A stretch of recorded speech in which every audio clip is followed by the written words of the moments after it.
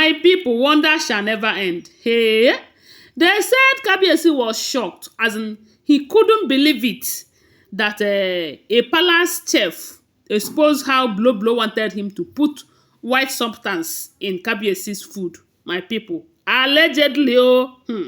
You see, when I hear this news, I was like, I thought there was a time that this revelation came that Kabieyesi should stop eating from the palace chef, because the women will get him through those chefs because they are not trustworthy. But it's like this particular person in question is trustworthy, maybe because he is afraid of the oath that he took. Because we were meant to understand that before any chef or some of the staff that works in the royal palace, especially those of them that work directly to Kabieyesi, that they normally took an oath before resuming work as a palace staff or servant, because you know that the women they are very good at using this servant to achieve their aim, especially the cook them.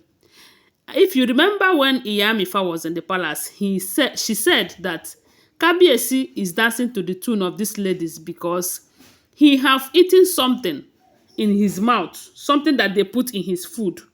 We do know that the women are not the ones preparing Kabieyesi's food. That is what we were told. That they don't cook Kabieyesi's food. That Kabieyesi have people, personal chef that cooks for him. You know? Then, my question is, are they allowed to come closer to these chefs? I mean the women, the wives. If yes, that means it is very easy for them to manipulate the chefs to get to Kabieyesi. And that's the only way they say Kabieyesi have eaten something from them, from the women, through the chefs. Because the possibility that maybe a chef will be cooking and a wife will come and say, okay, go and bring this thing. When the person leaves, she can easily put something in the food. Or she can even pay the chef. Let's strike a deal. I'll pay you so amount. Help me put this thing inside Kabieyesi's food. And she will assure the person that that thing is not harmful, that is not going to buy Kabieyesi. Just like they say this one told the chef. But as God may have it, this particular chef in question still have church mind. He still have church mind in his mind. That is why he said no, that he took an oath. He doesn't want anything that will affect him or affect his generation. That when he was taking the oath, he took the oath with his mind. He even swear that if he should do anything bad to the royal house, let his family pay with their life. That he is going to do everything to protect the image of his family and himself. My people, wonder shall never end. According to the information, they said the chef was in the palace. How then did Blueblo enter the palace? We don't know. And we heard that they were restricted. Is it to say that the restrictions are no more effective? I don't know. But they said she got to the chef. I don't know if he calls the chef, but they said he was telling the chef that, please, I want you to put this thing in Kabieyesi's food. You know that things are not moving well right now between me and Kabieyesi. And Kabieyesi is even planning to divorce me. And I don't want to leave my husband's house because it is going to be an embarrassing thing. I want to give you this thing so that you help me put it in his food. It is just a love portion. It is not going to harm him or do any harm to him. It is just for him to love me and see me as his wife. That's all. Hey, the man was like, hey, Madam, I don't think I can do this one. Her Royal Highness, I beg. You know that before I started working here, I took an oath to protect Kabieyesi with my life. And if I should allow you do this thing, it means going contrary to what I swear to. And they said she was telling the guy that, look, it is not going to hurt Kabieyesi in any way. It's just a love portion. Have you been in love before? That if you have been in love, you will understand what I mean. That Kabieyesi is trying to push her out. Kabieyesi is trying to divorce her. That all she wanted is to put the love portion so that Kabieyesi will love her again and start seeing her as a wife. That's all. It will not even harm Kabieyesi. It is not going to cause any harm. And it is not something bad to Kabieyesi. So even if you do it, it is not going to come against you because the oath you took will not work against you. Because you did not do anything wrong. You only save a marriage. Can't you see that you are about to save a marriage? And they said the man said no. The man said no. And they said she told the man, oh, you still want to work here? You still want to be walking around without anything?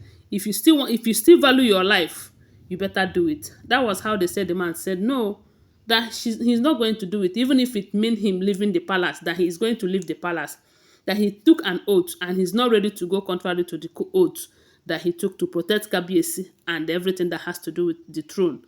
That is how they said the man, knowing fully well that something might happen to him, he said he reached out to one of them, another staff, royal staff, and explained everything to the royal staff.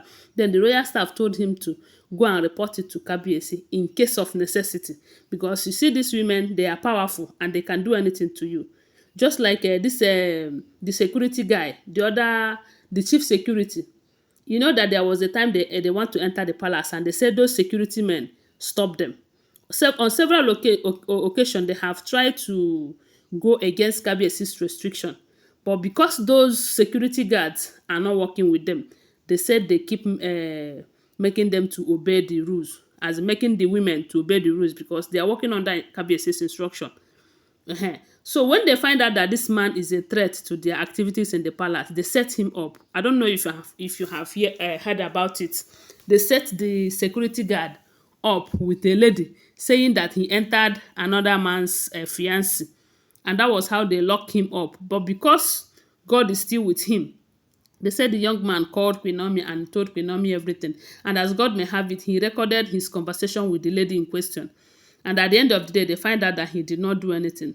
But they have locked him up in police custody. And if not that God is with him and Queen Naomi was there to intervene, they would have deal with the guy that did not do anything just because the guy is not supporting them. So when this chef remembered that such a thing might happen to him if he did not tell anyone about his interaction and this thing with Blueblo, that is how they said he reached out to another staff in the palace and narrated everything to him.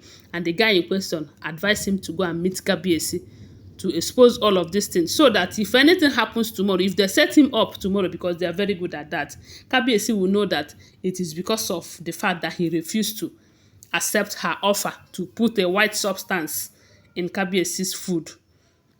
So when this information got to Kabieyesi, Kabieyesi was shocked, as in he couldn't believe it. He was like, so these women, how far can they go? But the question here is it truly love portion or they want to hey, but whichever way, whether love portion or another thing, they don't have any reason to put any substance in Kabieyesi's food. You see why prophecy keep coming that Kabieyesi should avoid these women by all means. He should avoid them by all means, but yet they are still fighting him.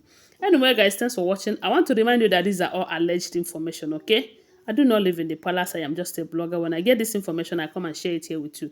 But the only thing I have to let you know is that they are not first-hand information. They're all rumored information from Amiibo headquarters. Thanks for watching. Please subscribe to my channel, follow my page, share this video. Bye. Love you guys.